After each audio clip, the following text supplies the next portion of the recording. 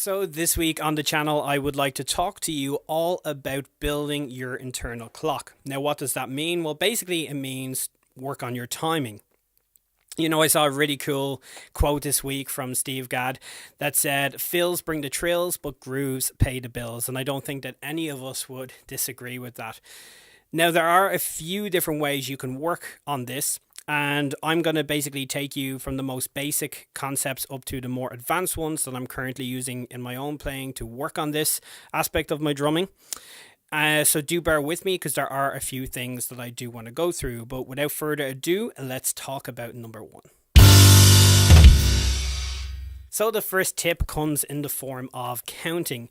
And although this might seem extremely basic, let me just explain something here. I teach Monday, Tuesdays and Wednesdays from about 2 o'clock all the way up until 8 o'clock in the evening. And these are all back-to-back lessons. So I see this stuff all of the time, okay? I've got drummers coming in, they might have been playing for a couple of years, and I throw this exercise at them and they just begin to freak out, all right?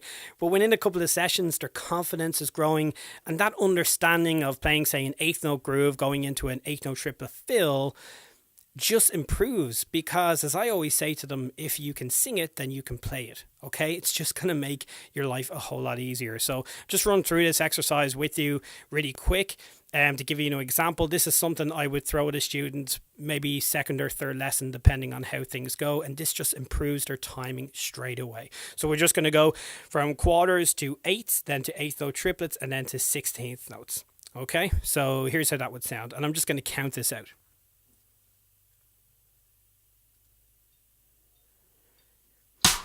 So quarters, 1, 2, 3, 4, 1, 2, 3, 8 notes, 1 and 2 and 3 and 4 and 1 and 2 and 3 and triplets, 1 triplet, 2 triplet, 3 triplet, 4 triplet, 1 triplet, 2 triplet, 3 triplet, 16s, 1 E and a 2 E and a 3 E and a 4 E and a 2 E and a 3 E and a 4 E and a. So you should straight away hear where I'm going with this. Like I said, if I was to be holding, say, an eighth note groove down and I wanted to play, say, a 16th note fill, for example, yes, I'll have to work on the coordination and the orchestration of the fill, but I'll understand how it should sound in relation to the eighth note pulse that I'm holding there on the hi-hats. And that's what's important here, okay? The other thing is, if I was to go and play something like this, 2, 3, 4.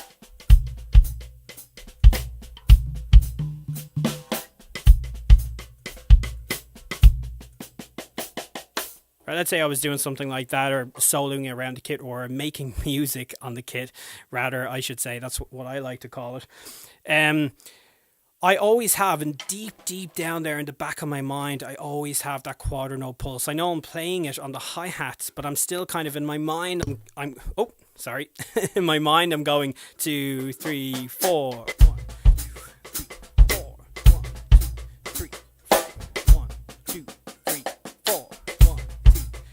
4, 1, 2, 3, 4, 1, 2, 3, 4, 1, 2, 3, 4, 1, 2, where's the 1? 1, 2, 3, 4.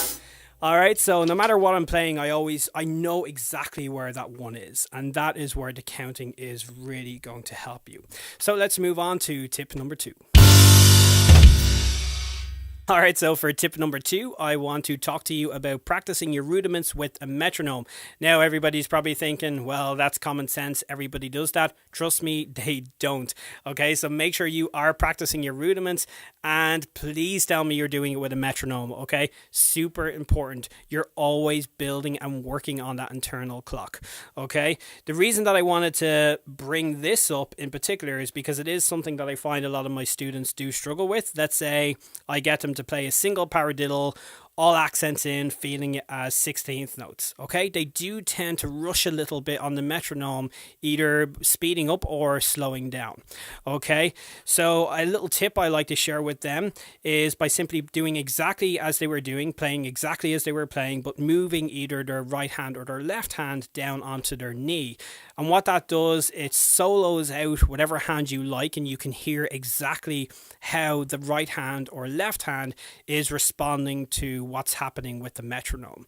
Okay, and all of a sudden when they bring both hands back together, things just seem a whole lot smoother. So to give you a quick example with the single paradiddle, that would sound like this. 2, 3, 4.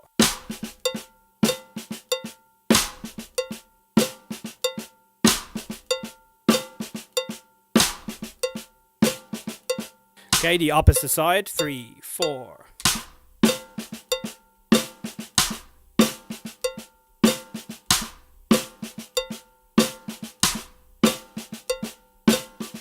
And after doing that for a while, they really do gain the confidence, and when they bring both hands back to the snare drum, all of a sudden things make a lot more sense.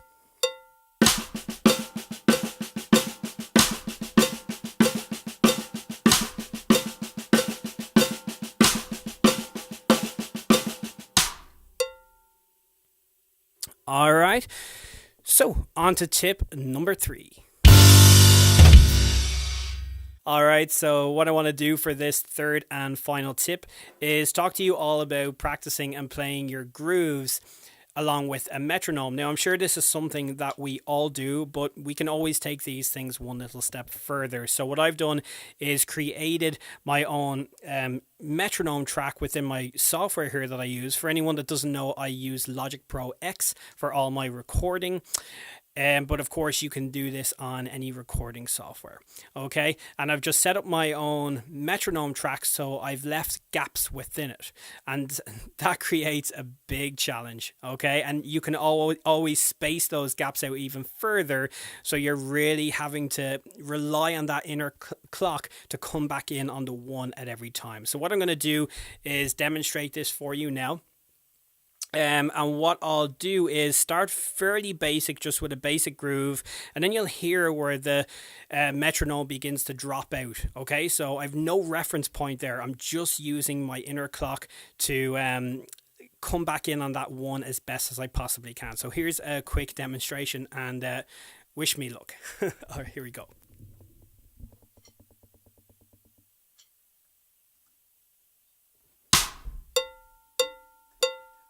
1, 2, 3, 4.